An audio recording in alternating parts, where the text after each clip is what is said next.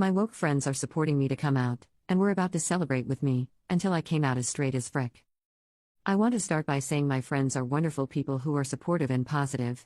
We're a very diverse crowd and would probably be considered progressive by most people's standards. There are 8 of us in this social circle, including me, and among us, half are POC, 3 are LGBT+, and another became a parent at 15. I'd like to think we're open-minded people who see personality first and nothing else, and I love them all to pieces. The problem I'm having now is that they're a bit too woke, to the point that I'm now getting DMs from my friends who are sending me links to organizations like this for coming out support.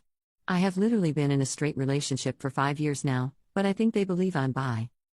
Other examples of my friends trying to support me include one of my LGBT+ friends inviting me to join their LGBT+ society at uni. We go to the same one. I pointed out that it's for LGBT+ only and not allies, and they said, "That's the point, they can help you." I have said multiple times that I'm straight, I love my partner, and I've never been interested in anyone who isn't a cis male before. When I politely remind them of this, they keep quiet for a month or so, but then it comes back up somehow. Last Saturday, I had enough. We had all been on a video call together, and a joke was made about how literally half of this damn group is gay. Half of 8 is 4, there are 3 who are gay unless you count me. I just outright asked why everyone was under the impression I was gay. I was fed up with not knowing how this started and why they weren't listening to me. Everything went so quiet you could hear a pin drop. Finally, one of them said it was my body language, my mannerisms, how I talk to women, the way I dress, etc. Apparently, the vibe I give off is that of a woman who is gay but hasn't realized it yet.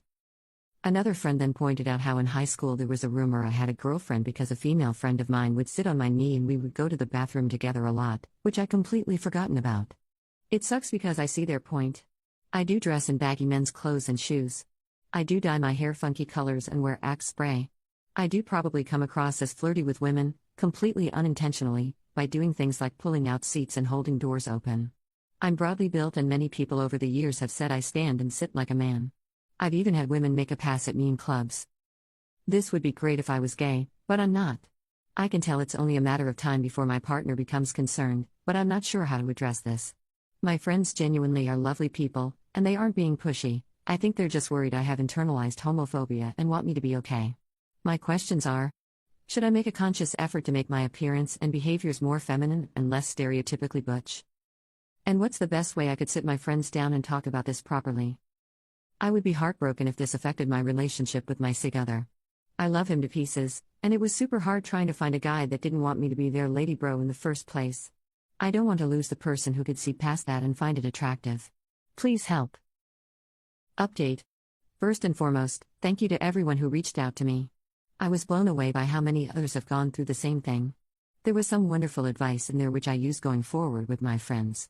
So without further ado, here is the update. Yesterday, I managed to coax everyone into a group video call. I knew it would be awkward because one of my friends, Bex, came across my post and guessed it was me. Apparently having a unique situation and eating a toastie with a cup of tea for lunch every day makes it obvious. Oops.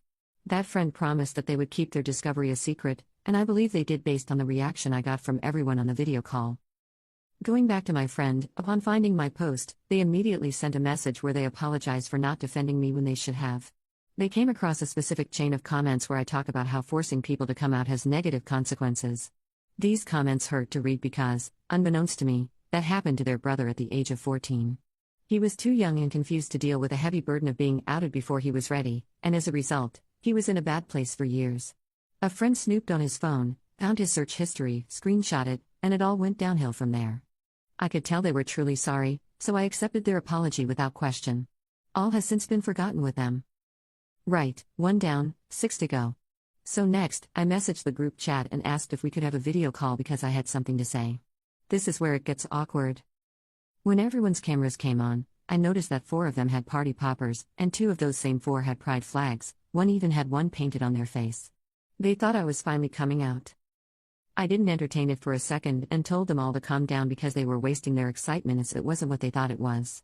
I condensed my sentiments down in about 5 minutes. Short, sweet, and concise. Summed up, I said, I'm straight. I do not have internalized homophobia, I really am just straight. I'm not bisexual nor a lesbian using my boyfriend to divert attention. By invalidating my sexuality and romantic leanings, they invalidated my love for my partner, which is unfair.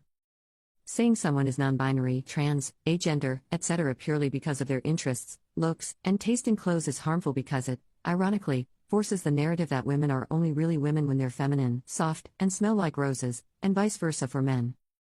If I really were gay, the way they were going about supporting me was technically forceful and thus harmful. If someone isn't ready, they aren't ready. Once I blurted this all out at them, I noticed that Bex was crying, as was one other friend. Everyone else was completely speechless. I said I love them all and that I'm still their friend, but I was going to end the call because I felt it was best that I let everything sink in and that the rest was up to them. Now, it became apparent that many of you felt my friends weren't great friends, but I'd like to think their reaction disproves this. There wasn't a single one of them that didn't profusely apologize, but it was the two who were pushing for me to come out most that really went out of their way. One invited me to an afternoon tea in their back garden because it was sunny, and they said that it was just going to be our friend group. Naturally, I said yes because I took this as a sign they wanted to talk. Turns out it was more. They threw me a surprise coming out party but as an ally. There were pride flags everywhere, but they had written the word acceptance on them. After many apologies and hugs, there was food, booze, laughing, and joking. We had a giant water fight with water pistols and water balloons loaded up on drunken enthusiasm. When the sun went down and it got cold, we bundled inside and watched She's the Man on DVD with mango sorbet, my effing favorite. I love my friends. They gave me the acceptance I was looking for, and I couldn't be happier.